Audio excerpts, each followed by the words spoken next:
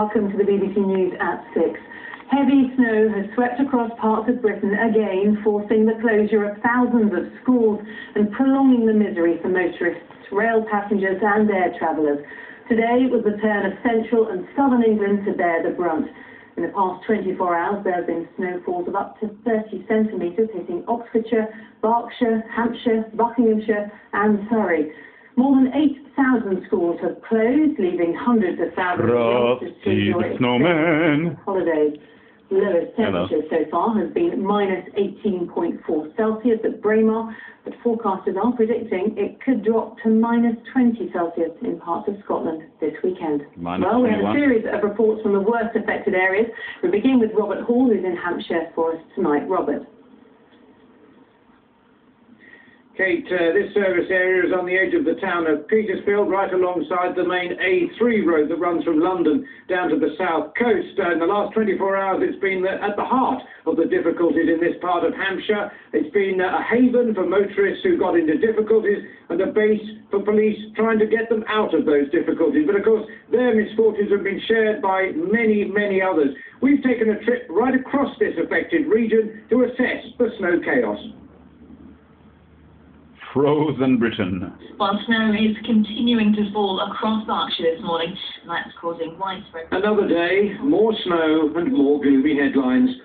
On the Hampshire-Berkshire border, we and hundreds of others woke up to power cuts.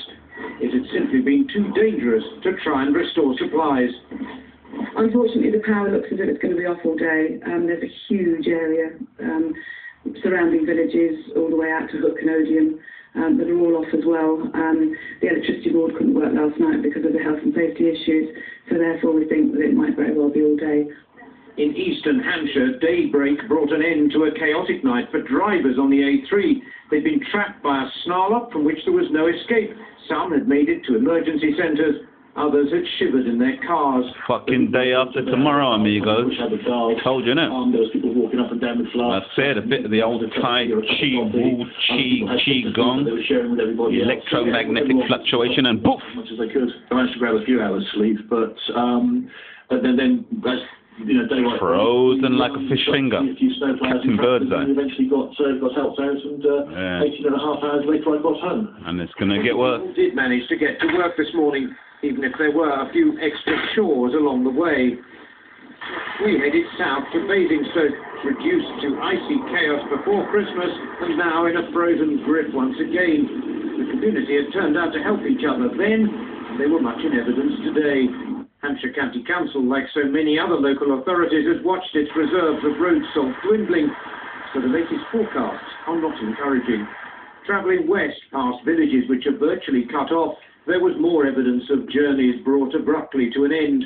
Around the village of Langrish, lorries, buses and even rescuers had been defeated by snowdrifts and falling branches. If you're here last night, you would have seen queues all the way down there, and like people, buses crashing. My mum said that it hasn't been like this in like 20 years, from what she can remember. It's just like one of those zombie films where all the cars are abandoned. Yeah, zombie film, man. Resident Evil. Snowplows have managed to reopen major routes. Back on the A3, I joined one of the police patrols, helping to reunite drivers with their vehicles whilst keeping the traffic flowing. And we dug out the front.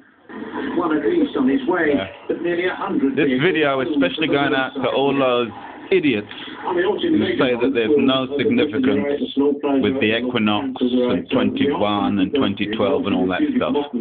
Bunch of fucking suckers. 24 hours at least. Tonight, as fresh falls add to the thick blanket of snow, dozens of farmers have volunteered for road clearing duties.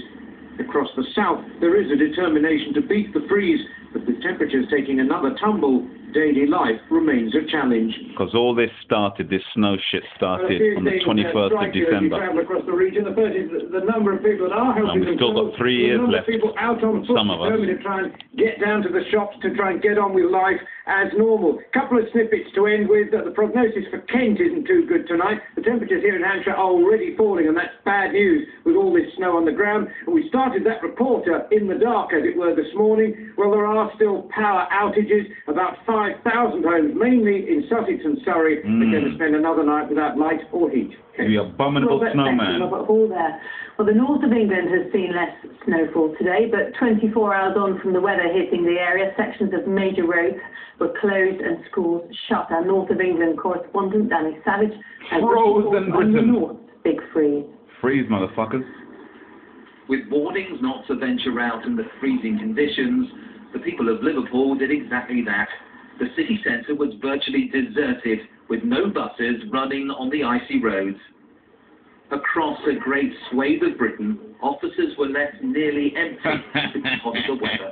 It's been quite a challenge everywhere in the country. We've been quite snowed in. Had a lot of colleagues not being able to make it into work, but we've made quite a lot of provisions to help them work at home.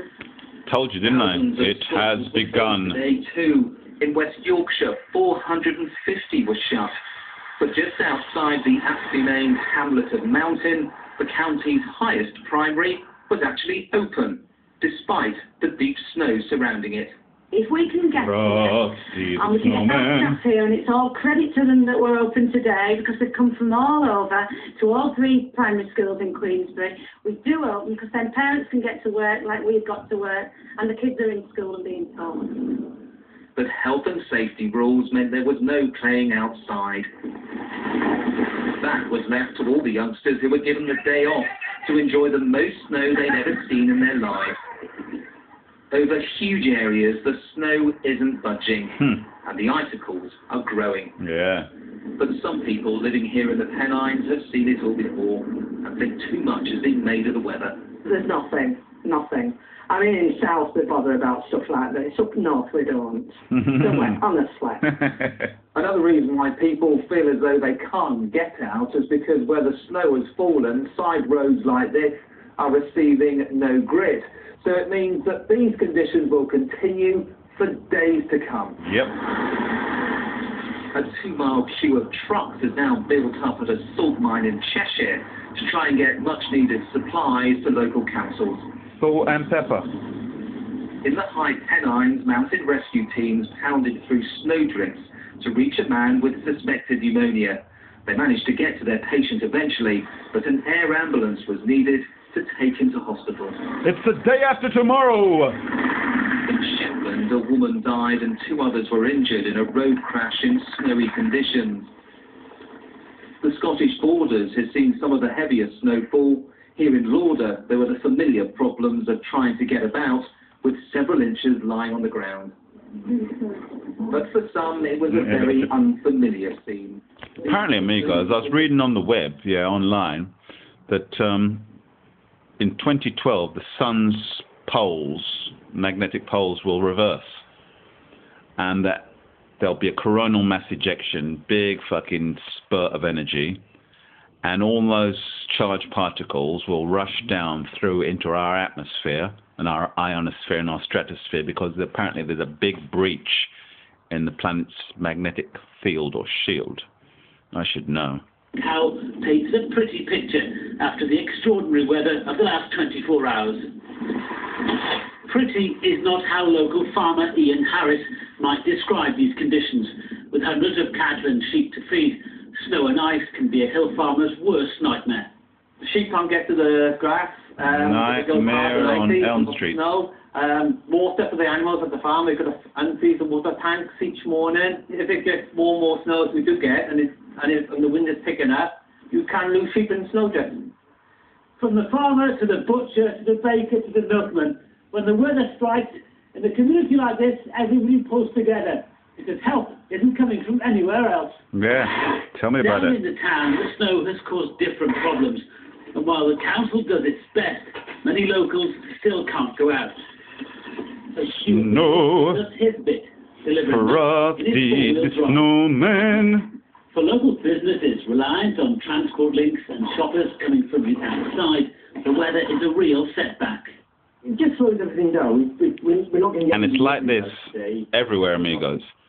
They've got 50 years, they've had snow like they haven't had for 50 years in China, in Korea, in Japan, freezing temperatures in India. Poland is frozen solid like a block of ice.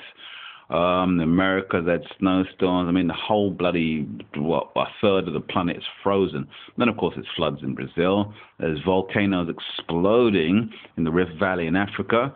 There's earthquakes happening all over the place, tsunamis, yeah, Solomon Islands. Oh, yeah, and then a big bloody asteroid, meteorite, was supposed to almost hit the sun the other day. So shit is kicking off.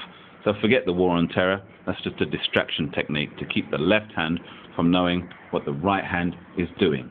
Yeah? Stay tuned. 8 o'clock tonight on